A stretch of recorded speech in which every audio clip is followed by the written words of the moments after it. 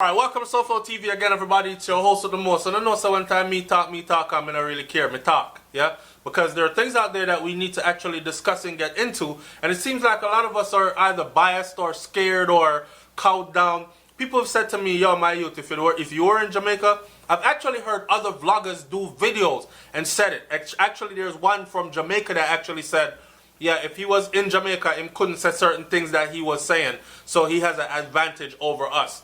That in itself, I think, is sick and sad that they can actually say that out loud and people accept that. Like, if you did there in Jamaica, you couldn't say certain things because them would have killed you or them would have reached you already. So what you're saying is we get killed in Jamaica for saying what we see or for voicing our opinions then. Anyway, a former police commissioner allegedly knew of the deadly activities of the Special Police Killer Squad and had advised senior officers in charge of crime for Clarendon against dismantling it. So that former commissioner of police knew about it, the death squad, and he wanted the death squad. And he told the senior officers, let them man, let them go out and kill. This is a confession that's coming from a killer cop that actually confessed fully to Indicom, walked himself into Indicom. I'm sure you're now aware of Chucky, right? Chucky Brown walked himself into Indicom and told every damn thing. Indicom was shocked. Indicom boss was shocked. They said, okay, you have more to tell? Stop. You gave us about 4 hours today. God have mercy. Come back next week at 7 o'clock, and when you come next week, bring your lawyer. Because you know you're implicating yourself as well, right? The man said, I don't care. Me will bring my lawyer and I'm coming back next week because I got way more to tell. We're trying to figure out, work with the camera. This camera has this eye detection thing on there, and if I get too close and whatever, it fogs up because it's trying to find the lens. But anyways, we're trying to figure out what happened that made him tell. But bigger than that, there's a particular police commissioner that has been doing underhanded and dirty things for a long time, and a lot of people know about it, and very interesting to me because it is the same name that has come up in a lot of other things. And for some reason, people tend to brush it off, but vilify everyone that this particular police commissioner points finger to and says is guilty of anything. Now, how can a guilty man, with proof that he's guilty, if badman and gunman and dirty police calling his name and saying, yeah man, a boss, that man, boss know everything. How can you take that police commissioner's word for anything? And particularly, you should know where I'm going with this already. We're talking about the police commissioner that got on TVJ and said that Vybz Cartel is the leader of a gang that's responsible for over 100 murders across the island. And now Chucky Brown is calling up your name, bossy. Where you dead? But of course, he was allowed to retire and run off into the wind and hide and doesn't have to answer to anything that's going on now, right? So Constable Collis Chucky Brown said to have been part of the squad and now on trial for the alleged murder of 3 men in Clarendon. And this is 3 that Chucky actually admitted to. You can't imagine what him not tell about yet. I'm sure he's holding the dice on more, but he's waiting to see where this goes. Trust me, that brother have something else up his sleeve that's going to be very interesting. Shout out to all the people who say we're making stuff up and police in Jamaica don't really get down like that and all this other things. Watch this. Is reported to have made allegations against the top cop. The constable, I love how the paper did it because the top cop that was mentioned, the papers in Jamaica did not print his name. But if you do the mathematics to the years of who was top cop at that time, you will know exactly who it was. The constable, who has been in custody since 2014, has been tried for the murder of Robert Gutty Dawkins, as well as the December 13, 2012 murder of Dwayne Douglas and Andrew Fearson on the Swansea Main Road in the parish of Clarendon. The accused cop, during an August 10th, 2013 recorded interview with Indicom Now he walked himself into Indecom, INDECOM, which was replayed for the jury on Thursday, alleged that the unnamed police commissioner gave the advice to an incoming senior superintendent of police who had been transferred from Kingston to Clarendon. He said to him, I know about the death squad down there. Don't break them up. Make them go and do what them a do. Following the death of the SSP, which is the superintendent of police, who had formed the death squad to deal with gunmen in the parish. So that, you see what I'm saying? He's already dead. I don't know how he died, but he's dead. When he arrived there, he told us that he was informed by the commissioner of police of our role and that he must not do anything to dismantle the team because we have the thing going. Brown told the team from Indecom, which included Assistant Commissioner Hamish Campbell. The officer who explained that the team was given pictures by their senior officers of wanted men that they wanted them to kill, said that after each shooting, the squad would inform the commanding officer who would then inform the commissioner. So this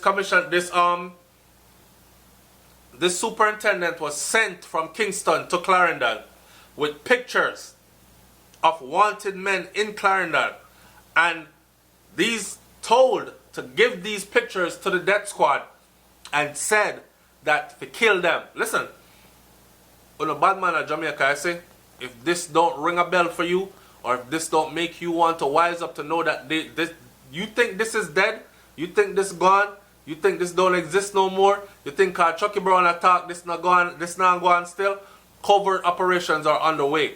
That means that someone will get slapped with because them have picture of you already and they're coming for you. So don't worry about the youth them that you're out there fighting with. Worry about some man in a uniform or that's not in uniform that's going to do it to you. Alright? But, bigger than that, the officer who explained that the team was given pictures by the senior officer of wanted men to be killed said that after each shooting, the squad would inform the commanding officer who would then inform the commissioner of police. Brown also said that based on the work of the team, which was comprised of constables and corporals, crime went down in the parish. Wow. So you see, a lot of people are going to say, man, that's a good thing, man, because police are killing off the whole of them. But hey, now we must be careful, because if we're going to be a people that expect the law to work, we expect the law to work in the way it was designed to work. You understand? So when the law is not working in the way it's designed to work is when we have to take these desperate measures. If we're going to side with police just riding up and shooting up a man and then planting a gun on him and saying he's guilty, no due process or anything, we're playing a very dangerous game. Because what happens when someone who is not involved in anything like this gets treated like this? Alright. Brown also said that based on the work of the team, the death squad, crime went down in the parish. I guess badman, gunman got afraid and relocated. According to him, the former police commissioner and others boasted that the team was working well. The death squad was working well. He said that members of the team were given medals and were even visited by the former National Security Minister, who was also unnamed. So I can tell you that they were pretty much talking about Bunting, and they were talking about what's his name, the one that's involved in Vybz cartel case, the one that came and said Owen Ellington, that came and said cartel is responsible for a gang that's responsible for over 100 murders across the island. They said they keep function for us and gave us that medals, everything for doing our work, he said during the interview. Medals, you know. Further, Brown told Indecom that his team was provided with extra motor vehicles, some of which were vehicles that had been seized by the police and kept at a station in Clarendon. These vehicles, he said, they were fixed up and they were given to us with different license plates that were allegedly not registered. Brown said that they were given all the resources they needed, including the guns that they would sometimes plant at the scene, and then when the guns run short, they would give them cash to purchase firearms to plant them at the scene.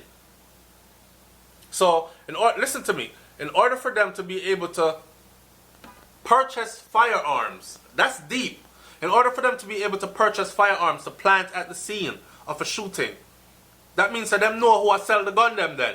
And that means that whoever is selling these illegal guns are protected then, correct? And is it me or... Yo, I don't think this brother Brown is going to be living for too long, quite honestly. And I don't know why he's doing this, but hey, as it relates to the killing of the 3 men, the thing about this is his confessions hold a lot of weight because no one forced him to do it or anything, right? It's not like he was in trouble or anything. So, as it relates to the killing of the 3 men, Brown denied that he was the one who pulled the trigger in Dawkins' death, although he said that he was present and he was the driver. When asked who did it, he said Constable L did it. He was the brave one at that time. In respect to the double shooting, Brown said, I did one, the last one, a double murder by Swansea on the main road. You see that? So, this is someone that's just talking out truth. Listen, when asked who did it, in relation to the killing of the 3 men, Chucky Brown denied that he was the one that did that one. So people are saying, okay, so you're going to tell, but you're not going to implicate yourself? No, this dude is not playing around. He might tell. Listen, he says, nah, Dawkins' death, although he was present, so he told them, he said, yeah, I was present. When asked who did it, he said, a Constable L do it. He was the brave one at the time. I was the driver that time. In respect to the double shooting, Brown said, I did one of them. I did the last one in that double murder there by Swansea on the main road. However, the accused said that another officer was also involved in that shooting and that the team had a gang member who was allegedly providing them with inside information to the gang. Yo, I don't know why. I hope this serves as I hope this serves. You see, I know that a lot of people watch SouFLoTV more than what read these papers and read into these fine prints and read into this thing. So here what I'm telling you, you see when you're out there getting involved in certain things, you see when you take up gang life and gun running and drug dealing and all these things, remember, everybody around you is your enemy, including your closest friend is your enemy. It was, you hear Chucky Brown I said? They even had a gang member that was providing them with inside information to his own gang. And that's how they were able to get to certain people and do what they did. However, the accused said that another officer was also involved in the shooting and that the team even had a gang member who was allegedly providing them with inside information. He explained that the informant who was in the car at the time of the shooting. So see that? Yo, a member of your gang, you know, you're going to get gunned down tonight and then police boy, they are come to kill you. And they're riding with one of your members in the car. He probably telling them that, yo, he probably texting you and say, yo, brother, I want to meet me around so and so now. Make we link up on a spliff and reason about so and so. And then tell police, say, yeah man, he's going to be around so and so because me just tell him to meet me there. And this game loves, the streets don't love you like I do. You need to know that. Big up Tanya Stevens. Anyway, he explained that the informant who was in the car at the time of the double shooting came out and fired at the police team, but was allowed to escape while the other 2 men who were unarmed were killed. Wow. So, let me get this straight.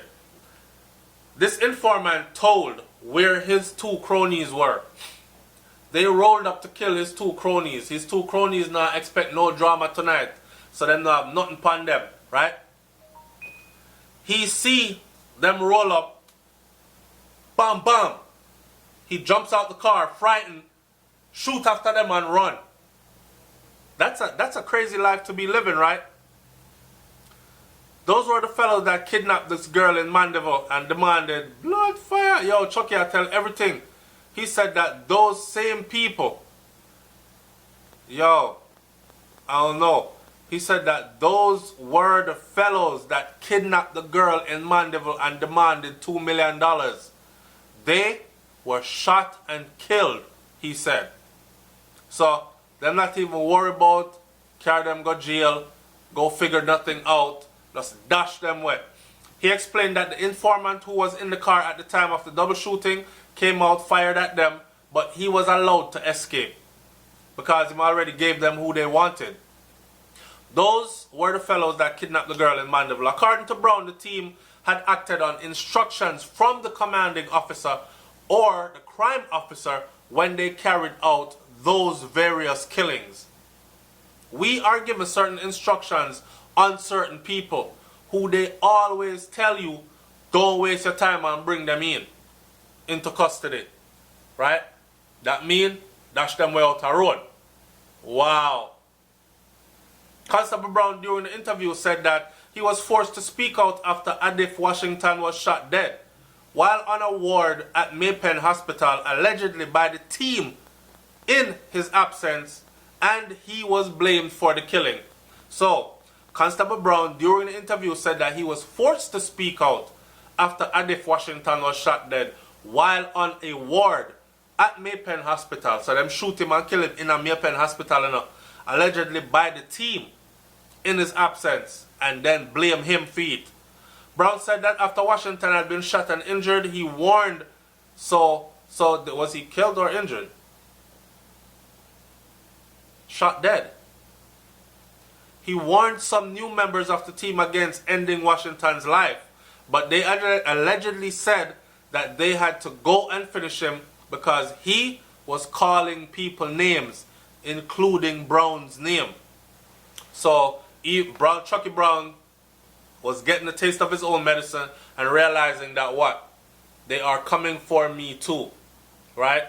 But Brown said that after he threatened to go to the victim's family, he was advised against doing that and promised a transfer to anywhere he wanted if he just kept quiet.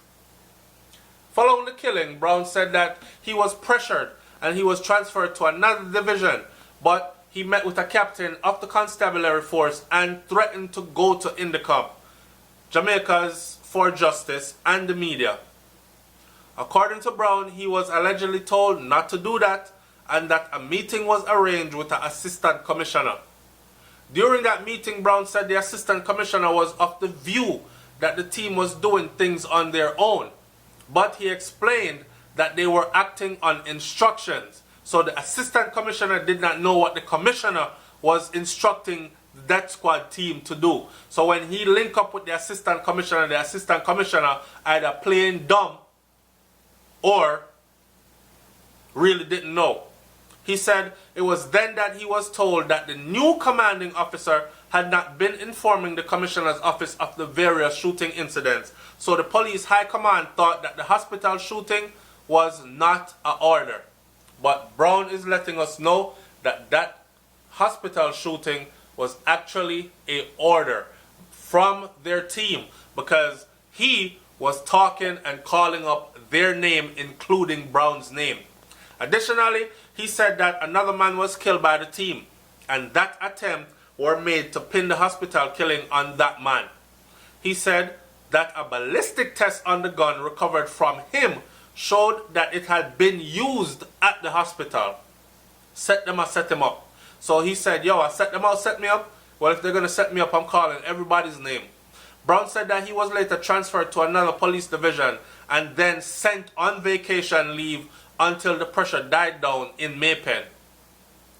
Thursday, after the recording was played, Brown's lawyer Vincent Wellesley tried to ascertain from Assistant Commissioner Campbell whether or not the police commissioner fingered had been immune from criminal sanction, but was told that the witness could not answer that question at that time. Of course not.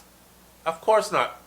Meanwhile, Constable Brown, during another interview with Indicom on September 29th of 2013, in which he signed 93 pages of the transcript of the August 10 interview, joked about signing himself into prison. 93 pages of a confession. And he called it signing himself into prison. Oh Lord Jesus, have mercy. Oh, me signing myself into prison now. Anytime me done, me no have no name left. He was recorded as saying, the trial resumed today. So can you imagine when he was there signing those 90-something papers? That's so much confession the man giving up. So much confession. Somebody said, I wonder if this idiot thought that Indicom would have said, oh, you confess, we will go after the others instead of putting you on trial, you dumb man. Well, him look as dumb as he looks, no wonder. The thing about it is, he will get the same life sentence as with any other murderer. Can't want to spite people without spiting yourself first. Good job, Indicom. Someone else said, Constable Brown, during the interview, said that he was forced to speak out after Adif Washington was shot dead while on the ward at Maypen Hospital, allegedly by team members in his absence, and he was blamed for the killing. So, I am not sure why you are saying he's doing this out of spite. The man said in that article that he decided to talk to Indicom because the death squad which he was a part of tried to pin a murder on him when he was not even present. Did you bother to read that part? Listen, a lot of them don't even bother to read through anything. That's why I'm here for SouFLoTV. So when I say things on here and people are saying, you need to go do your research. I did my research deeply. You need to listen carefully and you need to read in depth. Okay? He was a part of the death squad. In his absence, them said him go on vacation, and in his absence killed another one of their own and then tried to pin it upon him. The gun they used is the gun they gave back to him when he came back from vacation, and then the ballistic evidence points to the gun being in his possession. He said, nope, you're not going to do me like this.